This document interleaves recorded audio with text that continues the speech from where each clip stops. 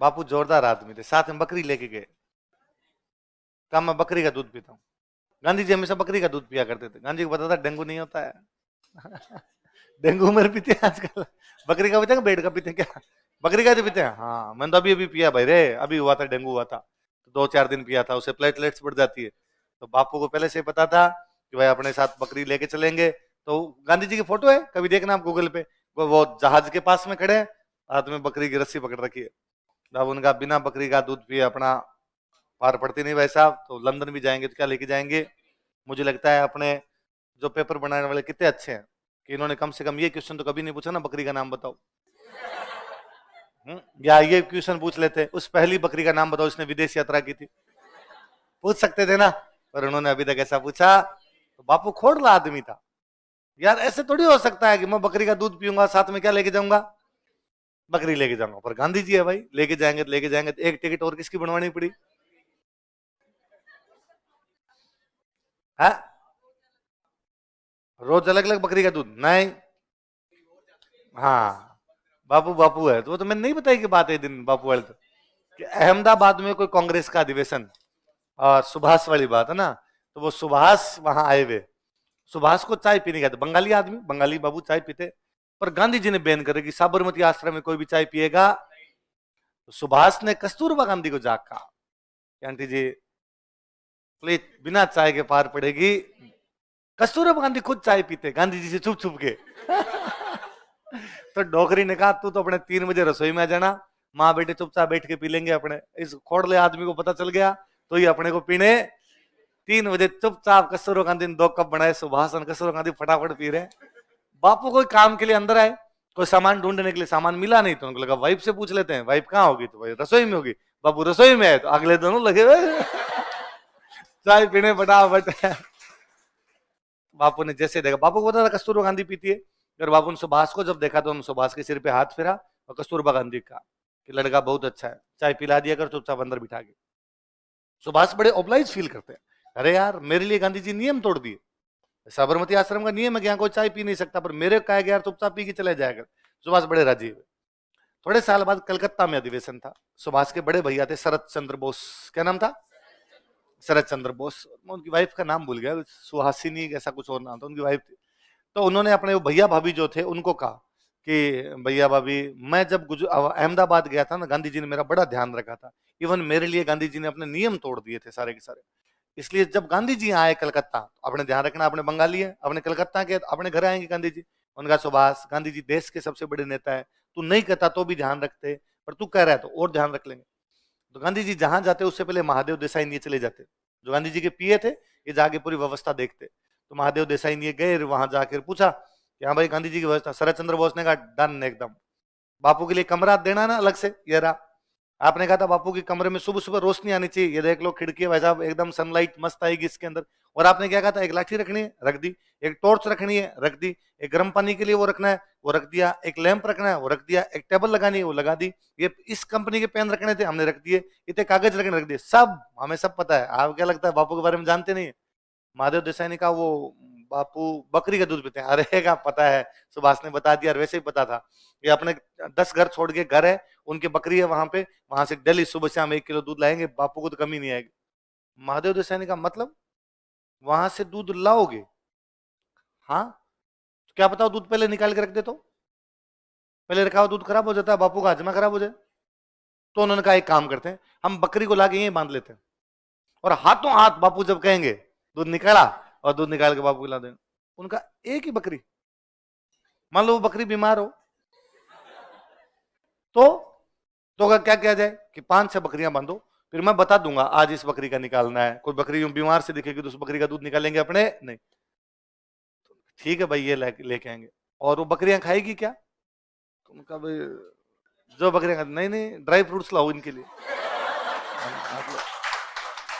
List दी पूरी, ये लाओ ये लाओ ये लाओ पूरी चीजें। तो वो जब जाते हैं ना वहां से, तो शरद चंद्र बोस की जो वाइफ है, मैं नाम बोल रहा हूं उनका, वो कहते हैं कि सरोजनी नायडू सही कहती है, गांधी जी की सादगी महंगी है। गांधी जी की सादगी है ना। तो ये भारत में ना ये फर्जीवाड़े हैं कि सादा जीवन है। सादा जीवन महंगे पड़ते हैं भाई साहब। गांधी जी कहते थे मैं फर्स्ट क्लास डिब्बे में नहीं जाऊंगा, हमेशा वो उसमें जाऊंगा, सामान्य डिब्बे के अंदर जाऊंगा। इस चक्कर में पूरे डिब्बे के टिकट खरीदने पड़ते हैं।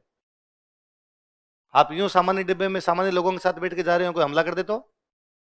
आप देश के सबसे बड़े नेता हैं, आप कांग्रेस के नेता हैं, फिर सारी टिकटें खरीदते हैं, उनमें गांधी जी के साथ वाले बैठते हैं। कहने को ऐसा आप सामान्य डिब्बे में सफर किया, उस पूरा डिब्बा ही आपका ना। आपने ये कहा ऐसी डिब्बे में नहीं बैठ रहे, इसके अंदर बैठ रहे हैं। पर भारत में ये पंचायती ऐसी है कि ये बाद में आज दिन तक भी अपने को ये चीजें प्रभावित करती है, लोग प्रभावित भी होते हैं। इसलिए अरविंद केजरीवाल जैसे लोग इन चीजों का फायदा उठा जाते हैं। अरविंद केजरीवाल नया नया सीएम बना, तब उसने कहा कि मैं गाजियाबाद रहता हूं, मैं गाजियाबाद ही रहूंगा, दिल्ली में रहूंगा ही नहीं। और वहां से दिल्ली मेरी वो कौन सी स्विफ्ट वेगनार वेगनार वेगनार चला के आऊंगा, मैं सरकार की गाड़ी नहीं लूंगा, मैं वेगनार चला के आऊंगा, और लोग राजी। ये देखो, अरे मूर्खतापूर्ण बात है। दिल्ली का सीएम है, सीएम हाउस में रहे, गाजियाबाद से दिल्ली आने में घंटे 3 लगते हैं, क्यों खराब करे? ट्रैफिक में दिमाग खराब होगा, काम कैसे करेगा? सीएम हाउस में रहे, सुबह उठ, 2 मिनट की दूरी पर तेरा ऑफिस है, वहां पे जाके काम कर। क्यों आए वेगनार में? कल को 4 हथियार वाले आगे सल्टा गए तो उठा ले गए, और भारत सरकार का सा फलाने 3 आतंकवादियों को छोड़ो, तू सीएम है, सामान्य नागरिक नहीं है, आ यहाँ पे। तो बात धीरे धीरे उसके समझ में आएगी, ये पर ये करना है, अब वो सब करता है। तो शुरुआत में उसने लोगों को वैसे ही मूर्ख बनाए थे। हाँ हाँ, नहीं वो तो चलो अलग बात है, पर उसके बावजूद भी तो ये इस प्रकार की बातें भारत में लोगों को अच्छी लगने लग जाती है। जॉर्ज बुश था अमेरिका का राष्ट्रपति, उसकी एक बार एक फोटो वायरल हुई जिसके अंदर वो अपनी कार धो रहा था। अमेरिका की मीडिया ने आलोचना की उसकी भयंकर। उनका मतलब अमेरिका का राष्ट्रपति ना निकम्मा बेटा है कि कार धोता है? मंगते 10 नौकर रख ले और कार धुला लिया कर, काम किया कर ऑफिस में जाके। तेरा काम ये है क्या कार धोना? अमेरिका का राष्ट्रपति है तू। मैं कहता हूँ वैसी वैसी फोटो किसी की भारत में वायरल हो जाए, अपने सारे तालियां बजाएं, कितना डाउन टू अर्थ है। अपनी कार खुद धोते हैं, क्यों धोनी है? तो है ना, काम जो काम है वो काम करना भाई साहब। तो ये फिर है ना, ये सस्ती लोकप्रियता है कि ये गाड़ियों की लाल बत्ती उतार देंगे, है ना। ये फिर आजकल ये खूब सालों में वीआईपी कल्चर की भाई, ये लाल बत्ती पे, अभी अपने सीएम साहब ने भी कहा जैसे कि हम लाल बत्ती पे रुकेंगे, जो ट्रैफिक है उसको वो नहीं किया जाएगा भाई। वरना क्या होता है कि जब वीआईपी मूवमेंट होता है तो बाकी ट्रैफिक को रोक देते हैं, तो भाई यहाँ से वीआईपी घट जाएगी, वीआईपी घट जाएगी। होना चाहिए, वो जरूरी है भाई साहब। वो सीएम साहब है, वो पीएम है, वो मंत्री है, उनको पूरा स्टेट संभालना है, इसलिए उनको जल्दी जाने दिया जाए। अपने कुछ नहीं करना, घर पे जाकर आईपीएल देखना है, 15 मिनट लेट चले जाएंगे, कुछ ही फर्क नहीं पड़ रहा है। ये तो है नहीं कि पूरे दिन आपको खड़ा कर दिया था। पर अपने भारत में इस प्रकार की चीजें होती है, जनता इन प्रकार की चीजों से राजी रहती है, तो नेताओं को लगता है इस प्रकार की सारी चीजें की जाए। बापू शानदार नेता थे, बापू से अच्छा पॉलिटिशियन हो ही नहीं सकता भारत के अंदर। मैं पुनः कहता हूँ, यदि भारत में किसी को पॉलिटिक्स करनी हो, गांधी पढ़ा जाए। गांधी पढ़ोगे तो आपको पता चलेगी पॉलिटिक्स कैसी है।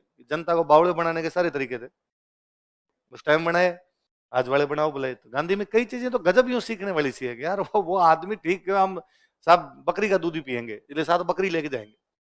तो लंदन बकरी ले गए थे यहाँ से। गांधी जी उस समय ब्रिटेन के राजा से मिले थे, ब्रिटेन का राजा था जॉर्ज फिफ्थ। बड़ा शानदार फोटो है, कभी आप देखना।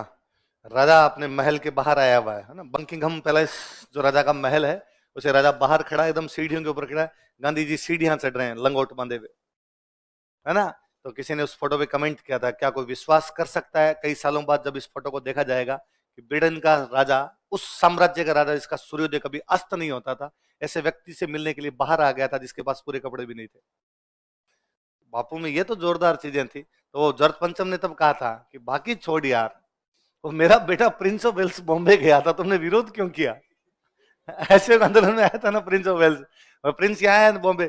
तो गांधी जी ने कहा कि देखो मेरा आपसे भी कोई विरोध नहीं है, आप मेरे दोस्त हो, आपका बेटा भतीज है अपना, आप भतीज, कोई दिक्कत नहीं है अपने, है ना। पर मैं अंग्रेजी साम्राज्य का विरोध करता हूँ, और यदि प्रिंस ऑफ वेल्स अंग्रेजी साम्राज्य का सिंबल है तो मैं उसका विरोध करता हूँ। यदि प्रिंस ऑफ वेल्स सामान्य नागरिक की तरह आता है, स्वागत है, हम तो खुद दिखा देंगे। पर Prince of Wales British Empire के प्रिंस के रूप में आता है, हम ब्रिटिश एम्पायर का विरोध करते हैं, तो हम प्रिंस का भी क्या करेंगे? विरोध करेंगे। उसने कहा अब जो हो गया वो ठीक है, बाद में देखेंगे। गांधी जी गोलमेज सम्मेलन में जो जो मांगे रखी गांधी जी ने, कोई भी मांगे उनकी पूरी। गांधी जी वापस आ गए, वापस आते जनता गई सामने गांधी जी को लेने के लिए, बापू क्या लेके आए? गांधी चालू आदमी थे इस मामले। गांधी जी उतरे, उतरते हाथों हाथ भारत की भूमि को सिर झुकाया, मिट्टी हाथ में ली, मिट्टी लगाई अपने, लवन का बापू हुआ क्या, अरे इतने दिनों बाद भारत की भूमि पर आया हूं। गांधी जी ने ये नहीं कहा सीधा सीधा कि हमें वहां पे कुछ ही नहीं मिला। गांधी जी ने कहा मैं उनसे रोटी मांगने के लिए गया था, उन्होंने मुझे पत्थर दिए। हम क्या मांगने गए थे, उन्होंने क्या दिए। कुल मिला के हमें वहां से कुछ भी मिला। गोलमेज सम्मेलन से वापस आते गांधी जी ने कहा वापस आंदोलन शुरू करूंगा, पर अब आंदोलन में साल भर का गैप आ गया था। 31 में आंदोलन बंद कर दिया था, अब हो गया 32, लोग वापस नहीं आए। जब गांधी जी ने आंदोलन बंद किया था तब सड़कों पर लोग थे 90,000। कितने थे, दोबारा आंदोलन शुरू किया, लोग आए 4500। कितने आए। बापू को समझ में आया कि यार नहीं, इतने लोगों से आंदोलन नहीं किया जाता। 34 में गांधी जी चुपचाप आंदोलन बंद कर देते हैं।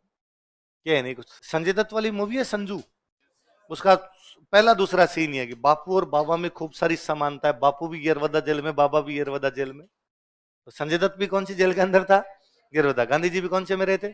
और गांधी जी को पता चला कि भाई साहब अंग्रेज प्रधानमंत्री ने कहा है कि दलितों को भी क्या दिया जाएगा, पृथक निर्वाचन। तो गांधी जी ने इसका विरोध किया। किसका विरोध किया, सांप्रदायिक पंचायत। और उन्होंने अंग्रेजों का कि भाई ये गलत है, ये फूट डालो राज करोगे नीति है, ये आपकी डिवाइड एंड रूल पॉलिसी है, आप हमारे धर्म को तोड़ना चाहते हो। पहले आपने मुसलमानों को अलग किया, फिर आपने सिखों को अलग किया, फिर आपने एंग्लो इंडियन को अलग किया, और अब हिंदू धर्म में भी घात। बाकियों को तो मैंने नहीं देखा, पर मैं हिंदू, मैं इस बात को सहन करूंगा नहीं। हमारे भाइयों को तुम अलग से इस प्रकार कर नहीं सकते।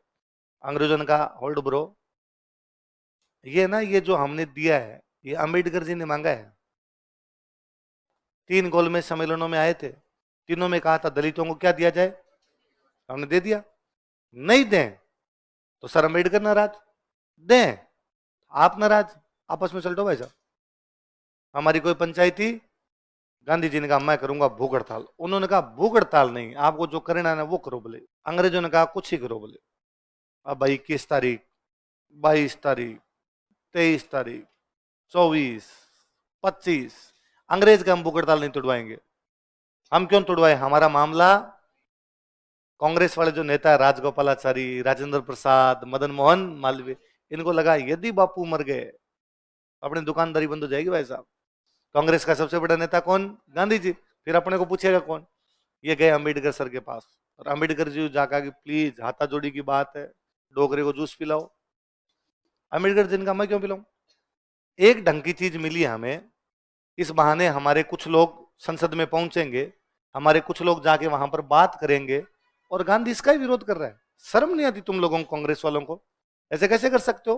तुम्हारे कुछ भाइयों को जिनको समाज के अंदर भेदभाव का शिकार होना पड़ता है, उन भाइयों को थोड़ा सा लाभ क्या दे दिया, तुम्हारे मिर्ची लगी हुई है, तुम भूख हड़ताल करोगे। उनका अरे बाद में देख लेंगे, घर की बात है, घर में सलट लेंगे, पहले जूस पिलाओ। अम्बेडकर जी को तैयार करके लेके गए, उनका बात तो करो वहां पे चल के। तो अम्बेडकर जी ने 26 सितंबर को भूख हड़ताल तोड़वा दी। कब तोड़वा दी, कुल मिला के कांग्रेस वालों के साथ में क्या कर लिया, समझौता। तो बापू भूख हड़ताल पे कितने दिन रहे, 6 दिन। कितने दिन, 6-7 दिन का रहा। छठे दिन बाद में गांधी जी और अम्बेडकर के बीच में समझौता होता है। पूना में है गांधी जी, इसलिए समझौते का नाम है पूना समझौता है। गांधी जी ने क्या बीच में, नहीं, पुलिस जांच करती है सुबह शाम। आप भूख हड़ताल पे बैठते हो ना, तो पुलिस सुबह शाम आके चेक करके जाती है कुछ खाया पिया तो नहीं है। यदि खा लो पी लो तो बाद जेल पट के ले जाके, फिर किस बात की भूख हड़ताल है। हाँ तू बैठ मत जाना कभी। हाँ, राजी हो गए, लो भाई साहब भूख हड़ताल है, भूख हड़ताल है। पुलिस सुबह शाम आके चेक करके जाती है। यदि तबीयत बिगड़ती होगी तो हॉस्पिटल लेके जाएंगे, और बीच में यदि कोई 420 करने की कुछ कोशिश की, जेल में पटकेंगे ले जाके। एम्बुलेंस खड़ी रहती है, बड़े आंदोलन होते हैं उनके अंदर, तो वहीं पास में थोड़ा सा भी लगे तबीयत खराब हो रही है, जबरदस्ती उठा के पटको हॉस्पिटल लेके जाओ। बंदा मरना नहीं चाहिए, तो ये भी ध्यान रखना, तो मरने तो नहीं देंगे तेरे को, बैठे तो आप। अब किया क्या था, अंग्रेजों ने यह कहा था, प्रांत ना अलग अलग, जैसे एक बंगाल, एक बॉम्बे, एक यूपी, इन सारे प्रांतों में मिला के अंग्रेजों ने दलितों को 71 सीट दी थी। कितनी सीट है, 71 सीट ऐसी होगी जहां से दलित ही चुनाव लड़ेंगे, दलित ही वोट देंगे, यही तो हुआ प्रत्येक निर्वाचन। कितनी सीट है, सारी जगह। गांधी जी ने अंबेडकर जी को कहा कि प्लीज ये पृथक निर्वाचन स्वीकार मत करो, वैसे ही चुनाव करवा लो। सामान्य आरक्षण, कौन सा, सामान्य आरक्षण में क्या होगा, सामान्य आरक्षण में क्या होगा, चुनाव तो दलित लड़ेंगे पर वोट, उससे क्या होगा, हमारे बीच में ज्यादा खाई नहीं आएगी। वरना जब दलितों के चुनाव अलग होने लग जाएंगे तो फिर बाकी वाले लोगों को तो उनसे कोई मतलब ही नहीं रहेगा, तो आपस में खाई बढ़ जाएगी। वरना अब भाई दलित चुनाव लड़ रहे हैं, वोट सबके चाहिए, तो वो उनसे बात करेगा। अब वो जीत के चला गया तो दूसरे लोगों को भी उसकी आवश्यकता है, तो वो उससे बात करेंगे, ताकि बातचीत जारी रहेगी, आपस में मेल मिलाप रहेगा वैसा। और गांधी जी ने कहा कि अंग्रेज तुम्हें कितनी सीट दे रहे हैं, कहे 71 दे रहे हैं। गांधी जी ने कहा कांग्रेस बात करेगी, आपको 148 सीटें दिलवाएंगे। कितने? प्रत्येक निर्वाचन में कितने दलित जीत के जाएंगे? 71। और यदि सामान्य आरक्षण हो तो कितने जीत के जाएंगे? संख्या बढ़ रही है। अम्बेडकर जी का ठीक है भाई। रविंद्रनाथ टैगोर को जब इस समझौते का पता चला था, रविंद्रनाथ टैगोर ने गांधी जी को थैंक यू बोला था, थैंक यू यार, आज हिंदू धर्म टूट जाता। आज यदि दलितों के सेपरेट इलेक्टोरेट लागू हो जाता तो इनके चुनाव अलग होने लग जाते, धीरे धीरे हिंदू धर्म से पूरी तरीके से क्या हो जाते? अलग। और हिंदुओं को तेरा एहसान मानना चाहिए यार, आज तूने कम से कम हिंदू धर्म को टूटने से बचा लिया। इस समझौते पे गांधी जी की तरफ से साइन कर रहे थे मदन मोहन मालवीय। कौन कर रहे? गांधी जी जेल के अंदर थे, मदन मोहन मालवीय अध्यक्ष थे, तो उन्होंने साइन किया। पर ये समझौता किया तो अम्बेडकर जी ने गांधी जी को कहा कि गांधी जी ठीक है, आप कहते हो तो हम मान लेंगे, हम सेपरेट इलेक्टोरेट नहीं लेंगे और हम जनरल रिजर्वेशन स्वीकार कर लेंगे। पर एक बात बताओ, क्या वास्तव में हिंदू धर्म में या हिंदू समाज में दलितों की स्थिति अच्छी है? गांधी जी ने कहा नहीं। क्या दलितों के साथ भेदभाव नहीं होता है? गांधी जी ने कहा होता है। तो बापू क्या किया आपने इतने सालों में दलितों के भेदभाव को मिटाने के लिए? देश को आजादी का मतलब क्या केवल राजनीतिक आजादी है? देश की आजादी का मतलब केवल यह है कि अंग्रेज यहां से चले जाएं और बाकी वाले लोग दलितों का शोषण करते रहें? गांधी जी ने कहा जो हो गया वो तो बीत गया, आज के बाद में आजादी मिले नहीं मिले, मैं दलितों की स्थिति सुधारने के लिए पक्का प्रयास करूंगा। और गांधी जी ने कहा आज के बाद कोई भाई इनको दलित नहीं कहेगा, ये भी भगवान के लोग हैं, हरि के जन हैं। किसके जन है? इसलिए गांधी जी ने दलितों को नाम दिया हरिजन। क्या नाम दिया? और गांधी जी ने एक मैगजीन निकालनी शुरू की, उसका नाम भी क्या था? हरिजन।